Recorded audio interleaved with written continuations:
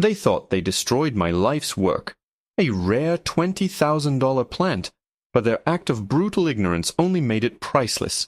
You have to understand, I'm not a flashy guy. I don't drive a fancy car. I don't wear expensive clothes.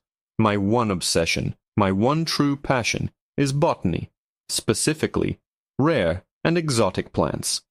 It's a quiet, patient love.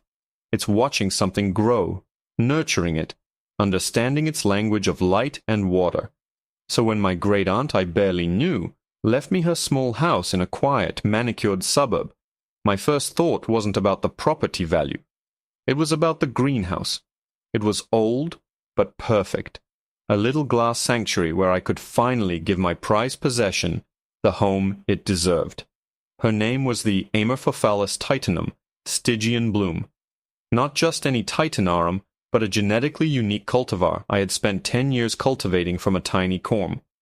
Its foliage was a deep, velvety, black purple. Its structure more elegant than any I'd ever seen. To a normal person, it was a big, weird plant. To the right collector, she was a $20,000 masterpiece. To me, she was my life's work. Moving her was a military operation, a climate-controlled van, a week of sleepless nights. But we made it. I was a new face in a new town, a black man in a neighborhood that seemed to have been painted exclusively in shades of beige and passive aggression. But I had my work, and I had my empress in her new glass palace. The first week was quiet. I got looks, of course. The polite, lingering kind of stares from behind curtains as I carried in boxes of specialized soil and horticultural charcoal. I tried to be friendly. I waved at a woman meticulously pruning her rose bushes, a Mrs. Gable, according to the name on her mailbox. She just squinted at me, her lips tightening into a thin line before she turned her back. Fine. I wasn't here to win a popularity contest. I was here for the peace and the light. The first visit from Officer Miller was on a Tuesday. Mrs. Gable was watering her lawn, her eyes fixed on my greenhouse. Miller's cruiser rolled to a stop right in front of my driveway. He was a big man, with a sunburned neck and the kind of flat, unimpressed eyes that seemed to have judged you before you even opened your mouth. He strolled up my walkway like he owned it. "Afternoon," he said, his hand resting on his belt. "We got a call. A neighbor was concerned about unusual gardening activities." I wiped my hands on my jeans. "Unusual? I'm a botanist. I'm just setting up my greenhouse." He craned his neck, trying to peer through the steamed-up glass. "Right, a botanist. What kind of plants you growing in there that you need a whole special house for?" The question was laced with a thick, syrupy suspicion. "Mostly rare tropicals," I said, keeping my voice level. "The pride of my collection is an Amorphophallus titanum." He just stared at me blankly. "A what?" "It's a very rare, very valuable flower," I explained, trying to sound helpful, not condescending. "It takes over a decade to bloom." He grunted, his gaze sweeping over my yard, my house, and finally me. "Uh-huh. Well, just keep it legal, botanist. This is a quiet neighborhood. We like to keep it that way." He turned and walked back to his car without another word. The message was clear. I was on his radar. 2 days later, he was back. This time he didn't bother with pleasantries. He parked his car half on the curb and strode directly to my front door, his partner standing silently by the cruiser. I was on the porch, misting a fern. My heart hammered against my ribs. "We got another tip," he said, his voice hard. "Smell of strange chemicals. Suspicious deliveries. I need to see what's in that greenhouse." "Officer, with all due respect, you can't just—" "I'm not asking," he interrupted, stepping past me and heading for the greenhouse. Panic seized me. "You need a warrant for that." "That is my private property." He stopped and turned slowly, a smirk playing on his lips. "Son, your private property is a glass box visible to the whole world. Now are you going to show me, or am I going to have to make this difficult?" My mind raced. I hadn't done anything wrong. Maybe if I just showed him, he'd see it was just a plant and leave me alone. Reluctantly, I led him to the greenhouse door and opened it. The warm, humid air, fragrant with damp earth and chlorophyll, washed over us. There she was, in the center of the room, her massive single leaf reaching gracefully toward the ceiling. She was magnificent. Miller's eyes narrowed. He walked around the large, custom-built pot, his boots scuffing the clean floor. He poked one of the smaller leaves with a thick finger. "So this is it? This is your $20,000 weed?" he sneered. "It's not a weed. It's—" I started, but my voice trailed off. He wasn't listening. He wasn't there to understand. "Looks like a good place to hide things," he said, tapping the side of the ceramic pot with his baton. "Big pot like this. Please," I begged, my voice shaking. "Please, don't touch it. It's incredibly delicate." That was the wrong thing to say. A cruel light flickered in his eyes. It was the look of a man who had been given a green light. "Delicate, huh?" he said softly. He raised his baton. The first strike was a sharp, sickening crack. He brought it down right on the main stem. It didn't snap clean. It splintered, the deep purple flesh tearing open. I lunged forward with a cry, but his partner grabbed my arm, holding me back. "Stop! What are you doing?" I screamed, struggling against the grip. Miller ignored me. He swung again and again. He was a man possessed, smashing the stem into pulp, shredding the priceless, irreplaceable foliage. He beat the plant until it was a mangled heap. Then, breathing heavily, he turned his attention to the pot. With a final, furious grunt, he shoved it over. It crashed to the floor, shattering into 100 pieces. The specialized soil, the perlite, the charcoal, and the massive 10-year-old core my life's work spilled across the floor in a dead, messy pile. He stood over the wreckage, panting, a triumphant look on his face. He kicked at a piece of the shattered comb. "Just some overpriced dirt," he spat. My vision swam. The air was knocked out of my lungs. All I could do was stare at the corpse of my beautiful empress. Miller took a step back, surveying his destruction. He then pointed his baton at the tangled mess of roots and specialized nutrient pellets I used. "Well, well, what do we have here?" he sneered, pulling out his handcuffs. "Looks like my tip was good after all." My brain short-circuited. I couldn't form a sentence. All I could manage was a choked, sputtering sound. "What? No, they're slow-release fertilizer pellets. It's a custom blend for the specific soil pH." Miller just laughed, a harsh, ugly sound that echoed in the glass confines of my ruined sanctuary. He yanked my arms behind my back, the cold metal of the handcuffs biting into my wrists. "You can tell your whole sob story to the judge. Custom blend." I like that. His partner finally moved, grabbing a handful of the pellets and soil from the floor and dropping them into an evidence bag with a theatrical flourish. He didn't even bother to separate them from the dirt and broken pottery. "You can't do this," I whispered, the fight draining out of me, replaced by a cold, hollowing dread. "This is insane." "What I can't do," Miller said, his face inches from mine, his breath smelling of stale coffee, "is let drug dealers set up shop in my town. You thought you could just move in here with your weirdo plant and your special soil, and nobody would notice?" He shoved me forward, out of the greenhouse and into the blinding afternoon sun. The world seemed to move in slow motion. Neighbors were on their lawns now, drawn by the commotion. I saw Mrs. Gable standing by her perfect rose bushes, her arms crossed, her face a mask of grim satisfaction. A few others peeked from behind their curtains. No one looked shocked. No one looked concerned. They looked vindicated, as if their vague, unformed suspicions had just been proven correct. This is what they expected.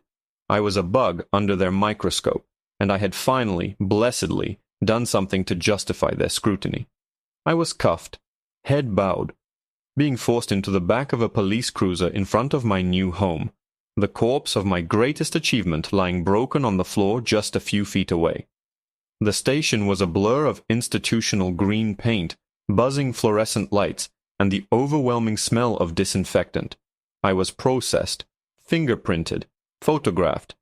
Every time I tried to explain, to tell them to just call the horticultural supply company, to explain what a Titan Arum was, I was told to shut up. The officer at the booking desk looked at the evidence bag, a Ziploc full of dirt and my expensive fertilizer, and typed unidentified crystalline substance onto the form without a second glance. The charge was possession with intent to distribute. It felt like a line from a movie, something that happened to other people. It wasn't real. It couldn't be. They gave me my one phone call. My hands were shaking so badly I could barely dial. Who do you call when your world has been systematically dismantled by a man with a badge and a grudge? I didn't have family nearby. I didn't know a soul in this town. I called the only person I could think of who would understand at least half of the insanity. My old friend, David. He's a lawyer, but more importantly, he's a plant nerd like me. He was the one who helped me source the custom nutrient pellets in the first place. David, I said, my voice cracking. I'm in jail. I explained the whole nightmare, the words tumbling out in a panicked, incoherent stream. The new house, Mrs. Gable, Officer Miller, the destruction of the Stygian bloom, the shattered pot, the fertilizer pellets being treated like a brick of cocaine. There was a long silence on the other end of the line. Stay calm, David said finally, his voice tight with controlled fury. Don't say another word to anyone. I mean it. Not a single word. I'm on my way. They put me in a holding cell. The metal bench was cold. The air was thick with the ghosts of 1,000 other miserable nights. I sat there, my head in my hands, and for the first time, I cried. Not for the arrest, not for the humiliation. I cried for my plant. 10 years of patience, of careful watering, of monitoring humidity levels and soil composition. 10 years of love and dedication, watching her grow from a corm the size of a potato into a majestic living sculpture. All of it undone in 30 seconds by a bored, cruel man with a baton. He didn't just destroy a plant. He destroyed a part of me. Hours crawled by. The bravado and anger I felt earlier had curdled into a thick, heavy despair. They had me. A cop's word against mine. A bag of unidentified crystals found at my feet. It was my worst nightmare realized. Being in the wrong place, at the wrong time, with the wrong skin color. Then I heard footsteps echoing down the hall. Not the heavy tread of a cop's boots, but the sharp, determined click of dress shoes. It was David. He wasn't wearing his usual casual clothes. He was in a full suit, his jaw set like stone. He looked less like a friend coming to post bail and more like a general arriving at a battlefield. He came right up to the bars. "Are you okay?" "No," I croaked. "David, he destroyed her. He smashed her to pieces and said my fertilizer was drugs. How can I possibly fight this?" "We're going to fight it," he said, his voice low and intense. "Now I need you to focus. I've been on the phone for the last 3 hours. Tell me the exact full name of those nutrient pellets." I looked at him, confused by the question. What does that matter? It matters more than anything else right now. The name, exactly as it was on the invoice. I dredged it from my memory.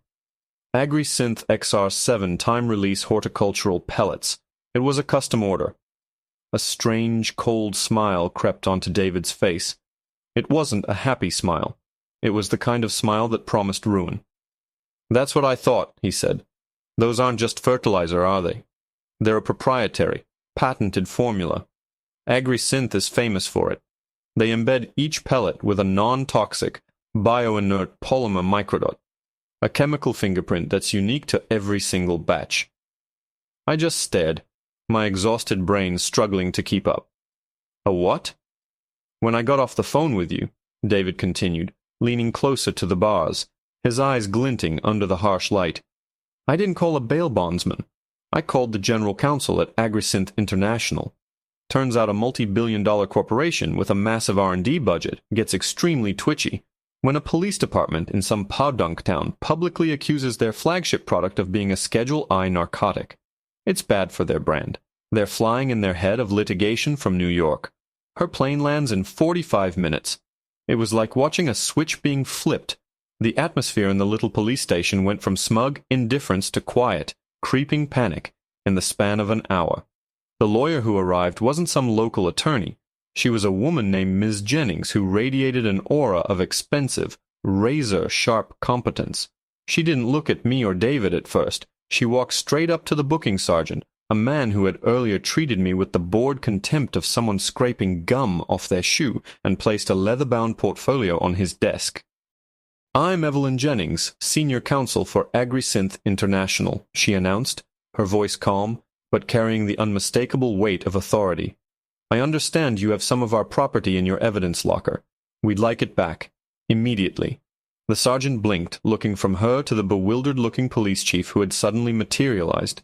"Ma'am, that's evidence in an ongoing narcotics investigation." Ms. Jennings gave a thin, humorless smile. "There is no investigation. What you have is a bag of our patented XR7 horticultural pellets, which your Officer Miller has confused for a controlled substance. An error, I'm sure. One that my client is very keen to see rectified before the markets open tomorrow morning, and news of this misunderstanding affects our stock price." The chief, a balding man named Russo, who looked like he'd rather be anywhere else on Earth, stepped forward. "Now hold on. We have reason to believe—" "Chief Russo," Ms. Jennings cut him off smoothly, "your officer destroyed over $20,000 of private property to seize a product that can be purchased in bulk with a commercial agricultural license, a product whose chemical composition is not only patented, but also registered with the EPA. We have a team from a private lab en route to test the sample from your evidence bag. If they find so much as a single molecule that isn't on our registered formulas manifest, I will personally apologize." However, she paused, letting the silence hang in the air. "If, as I suspect, it is exactly what we say it is, Agrisynth will be pursuing damages against this department and Officer Miller personally for product defamation, slander, and tortious interference. Not to mention the civil rights lawsuit my colleague Mr. Chen here," she gestured to David, "is no doubt already drafting." You could practically hear the gears grinding to a halt in Chief Russo's head. The simple narrative of suspicious outsider is a drug dealer had just been torpedoed by corporate lawyers and patent law. He looked at Officer Miller, who was standing in the doorway of his office looking pale under the fluorescent lights. The smirk was gone, replaced by a sullen, defensive scowl. "They released me within the hour. The charges were dropped, pending further analysis of the evidence. It was a weak attempt to save face, and everyone knew it." As David and I walked out of the station into the cool night air, Ms. Jennings fell into step beside us. "Mr. Washington," she said, her tone all business, "Agrisynth would like to formally apologize for the role our product inadvertently played in this regrettable incident. We will, of course, be covering all of Mr. Chen's legal fees." "Thank you," I said, still dazed. I can't believe he just destroyed it. My plant." Her expression softened for just a fraction of a second. "The destruction of your property is a separate matter, one I strongly encourage you to pursue with Mr. Chen. Our focus is on the defamation of our product, and on ensuring Officer Miller understands the consequences of his botanical ignorance." There was a glint in her eye that told me Miller's bad day was just getting started. The next few days were surreal. David filed a formal complaint and a notice of intent to sue the city. The story got picked up by a local news blogger, then a regional paper. The headline was gold. "Cop destroys $20,000 plant in botched drug bust, mistakes fertilizer for narcotics." The narrative they had tried to build around me, the shady newcomer, was falling apart, replaced by a story of incompetence and abuse of power. I spent most of my time trying to salvage what I could. The greenhouse was a wreck. I swept up the shattered remains of the custom pot.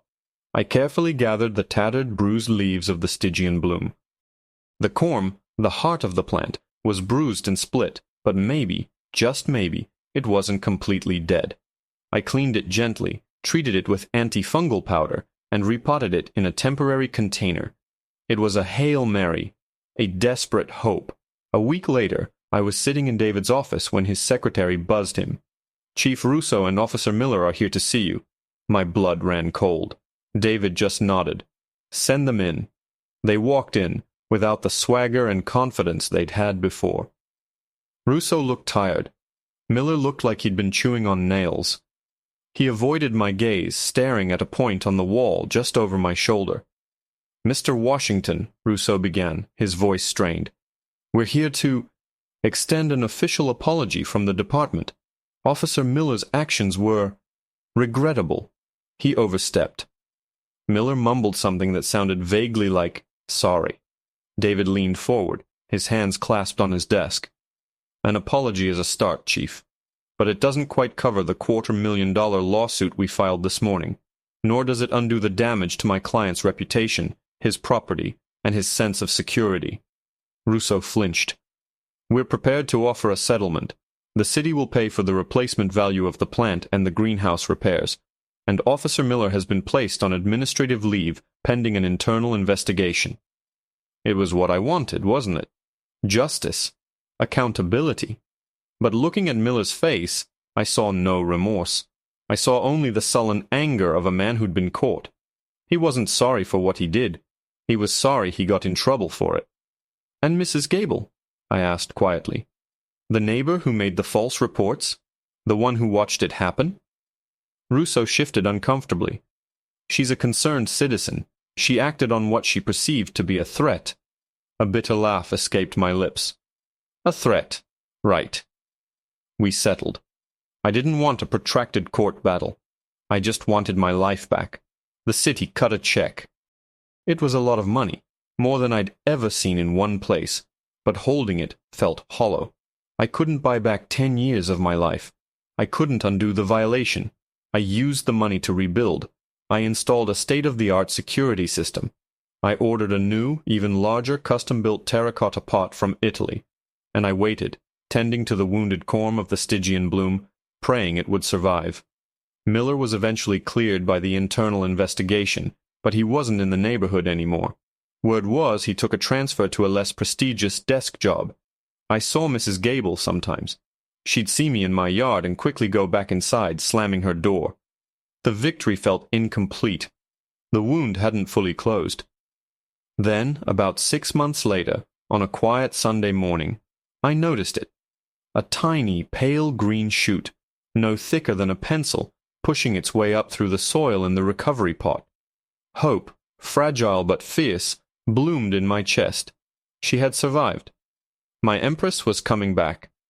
But as the new leaf began to unfurl over the coming weeks, I realized something was different. The color was wrong. It wasn't the deep, velvety black-purple of the Stygian bloom. This new leaf was a strange, mottled pattern of pale green and a sickly, veiny white. It was variegated, a 1-in-a-million mutation, sometimes triggered by extreme stress or physical trauma to the corm. The kind of trauma my plant had endured. Normal Titan arums were valuable. Variegated ones were legendary. They were considered the holy grail by collectors, almost mythical. The violent act that was meant to destroy my $20,000 plant had, through a bizarre twist of botanical fate, transformed it into something exponentially more valuable. It was now, potentially, a $500,000 masterpiece. And right at that moment, standing in my greenhouse staring at the priceless mutation, my new security camera sent an alert to my phone. Someone was at my front gate. It was Mrs. Gable. She was holding a plate of cookies and wearing the most sickeningly sweet, fake smile I had ever seen. I stared at the image on my phone for a solid 10 seconds. A perfect picture of suburban hypocrisy. Mrs. Gable in a pastel cardigan, holding a plate of what I could only assume were apology cookies. Her face arranged in a practiced expression of neighborly concern. It was so transparent it was almost comical. I hit the button for the intercom on my phone. "Can I help you, Mrs. Gable?" My voice was flat, devoid of warmth. Her smile faltered for a split second as my disembodied voice crackled from the speaker on the gatepost. She hadn't expected an intercom. She probably hadn't expected the new wrought-iron gate, either. "Oh, hello there," she chirped, her voice oozing saccharine sweetness. "I just baked these snickerdoodles and thought I'd bring some over, as a sort of welcome to the neighborhood. A bit late, I know." I almost laughed.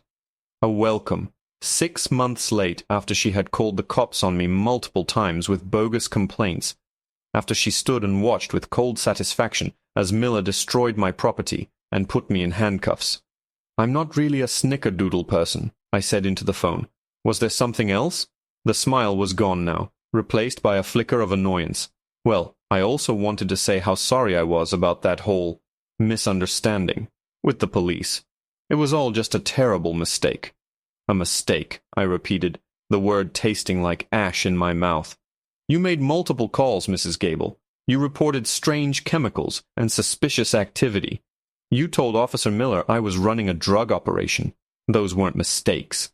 Those were lies. She clutched her plate of cookies tighter, her knuckles turning white. I was just being a concerned citizen. This is a family neighborhood. We have a right to feel safe. Safe from what? A man who loves plants? Or just a man who doesn't look like you? I let the question hang in the air between us. She had no answer. Her face flushed a blotchy red. I'm very busy, Mrs. Gable. I'd appreciate it if you'd stay off my property. I disconnected the intercom and watched on the camera as she stood there, momentarily stunned, before turning on her heel and marching back to her house, the plate of cookies still in her hand. The news about my plant's miraculous and valuable transformation got out. I'm not sure how. Maybe David mentioned it to someone. Or maybe one of the horticultural suppliers I consulted let it slip. But the same bloggers and news outlets that had covered the initial incident now ran a follow-up story. Botched drug bust creates priceless mutant plant, one headline read. It was a story of cosmic irony, of poetic justice delivered by nature itself. My empress became a minor celebrity. I was contacted by botanical gardens, private collectors, and university research programs. The offers started coming in, and they were staggering. Far more than the city had paid out in the settlement. One morning I got a call from David. He sounded amused. You're not going to believe this. I just got a call from a lawyer representing Officer Miller. What does he want? I asked, my stomach tightening. He wants to sue you. I was speechless. Sue me? For what? For a share of the plant's value, David said, and then he actually did laugh. His claim is that his actions, the physical agitation of the corm, directly caused the variegation.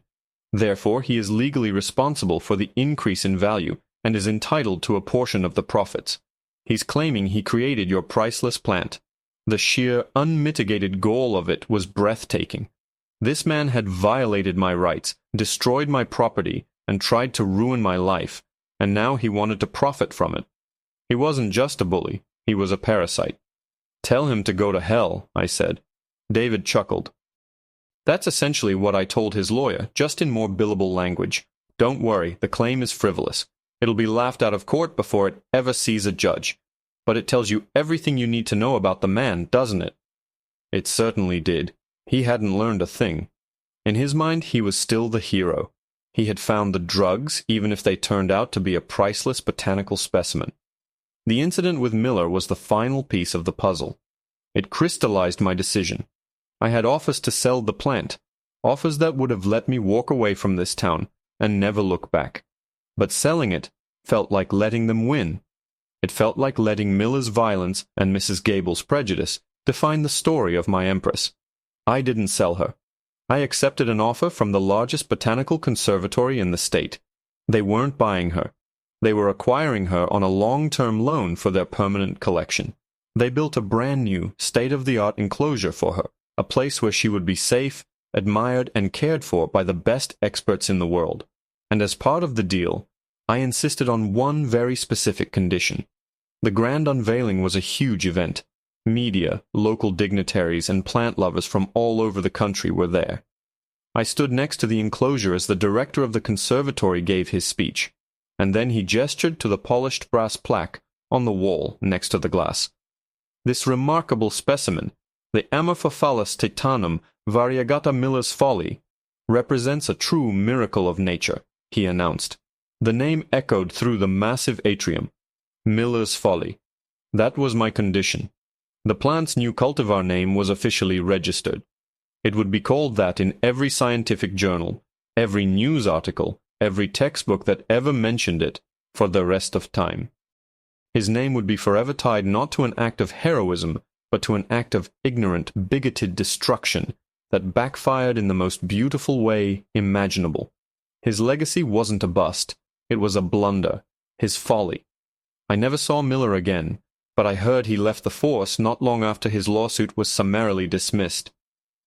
Mrs. Gable put her house up for sale a few months after the unveiling. I guess being known as the woman who tried to get the owner of the famous Miller's Folly arrested didn't do much for her social standing. I still live in the house.